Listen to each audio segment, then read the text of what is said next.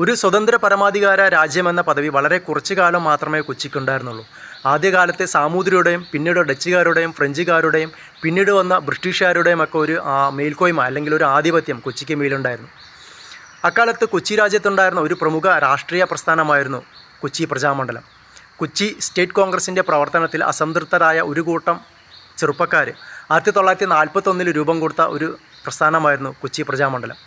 ആദ്യകാലത്തെ ഭരണാധികാരികളിൽ നിന്നും മറ്റു രാഷ്ട്രീയ പാർട്ടികളിൽ നിന്നുമൊക്കെ കടുത്ത എതിർപ്പ് നേരിടേണ്ടി വന്നെങ്കിലും പിന്നീട് ജനങ്ങളുടെ വിശ്വാസം നേടിയെടുക്കാനും കൊച്ചി രാജ്യത്തെ തന്നെ പ്രമുഖമായ ഒരു രാഷ്ട്രീയ പ്രസ്ഥാനമായി മാറാനും കൊച്ചി പ്രജാമണ്ഡലത്തിന് കഴിഞ്ഞു. 1946 കൊച്ചി പ്രജാമണ്ഡലത്തിൻ്റെ നേതൃത്വത്തിൽ ഉത്തരവാദിത്ത ഭരണപ്രക്ഷോഭം ആരംഭിച്ചു.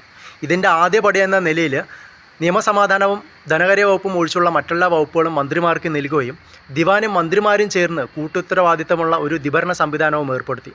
അതോടെ കൊച്ചി പ്രജാമണ്ഡലത്തിൻ്റെ ആഭിമുഖ്യത്തിൽ പനമ്പള്ളി ഗോവിന്ദമേനോൻ്റെ നേതൃത്വത്തിൽ ആദ്യത്തെ ജനകീയ മന്ത്രിസഭ നിലവിൽ വന്നു.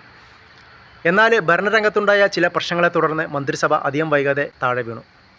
എന്നാൽ പിന്നീടുണ്ടായ സമ്മർദ്ദത്തെ തുടർന്ന് നീതിന്യായ വകുപ്പും ധനകാര്യ വകുപ്പും ദിവാനിൽ നിന്ന് മാറ്റാനും നീതിന്യായം രാജാവിൻ്റെ നേരിട്ടുള്ള നിയന്ത്രണത്തിലാക്കാനും തീരുമാനമായി. അങ്ങനെ വീണ്ടും പനമ്പള്ളി ഗോവിന്ദമേനോൻ്റെ നേതൃത്വത്തിൽ വീണ്ടും ഒരു മന്ത്രിസഭ അധികാരത്തിലേറി.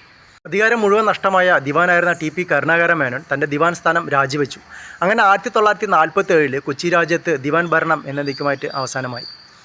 1948 പ്രായപൂർത്തി വോട്ടവകാശത്തിൻ്റെ അടിസ്ഥാനത്തിൽ നടന്ന തെരഞ്ഞെടുപ്പിൽ കൊച്ചി പ്രജാമണ്ഡലം വൻ ഭൂരിപക്ഷത്തോടെ വിജയം നേടി.